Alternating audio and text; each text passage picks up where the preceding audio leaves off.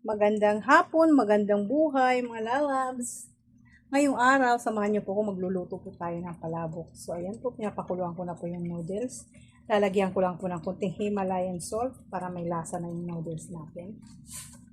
Ayan po. Luluto po tayo ng merienda, palabok. So ngayon, mag-uumpisa po tayo guys, maggisa ng ating mga sahog. Ayan. Ang ating sangkap, giniling. Siguro mga 1/4 lang yata to. Ang tawag nito, hipon, kunting hipon, sibuyas, bawang. Yan. So yan, gigisa lang natin guys. Yes, ano yon? Meron tayo tawag nito, sweeties, saka tinapa. Kunin natin yung extract nito. Ano ba to? Ano ba to? Sweeties. Yan.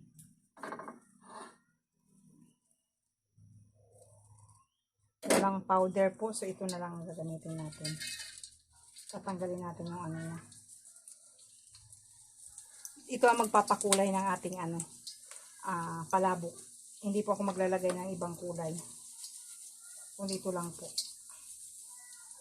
Okay? Ayan, nagkakakulay na. Nakukuha na natin yung tamang kulay. Kunti pa.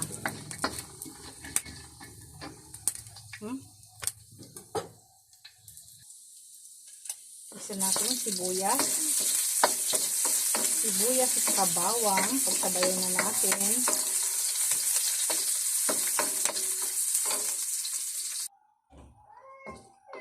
Yan, ginisa po muna natin ang natin. Giniling.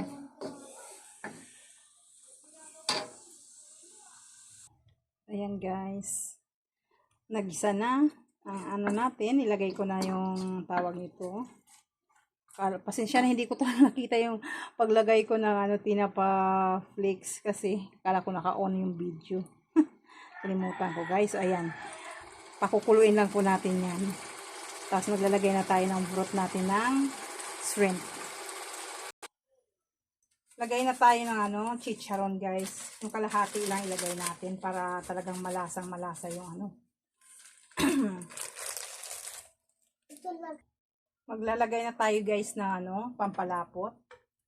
Ayan. Lalagyan natin siya para lumapot po siya. Para maglapot po yung natin. Sauce. Unti-unti lang po paglagay. Para hindi po siya hindi siya magbubuo.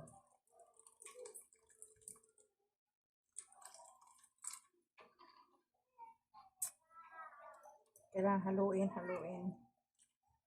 Ayan. Tansyahan lang po ang ginawa ko sa sa pampalapot pati sa tubig.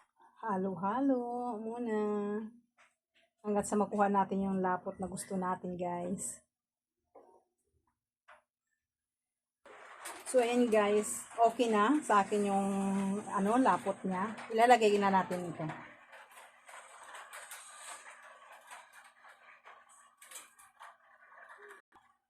Ayan. Ayan. Haluin lang natin.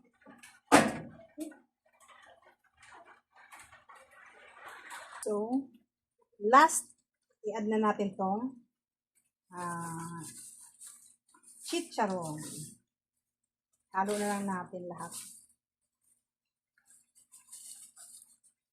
Ayan guys. So, luto na ang ating palabok.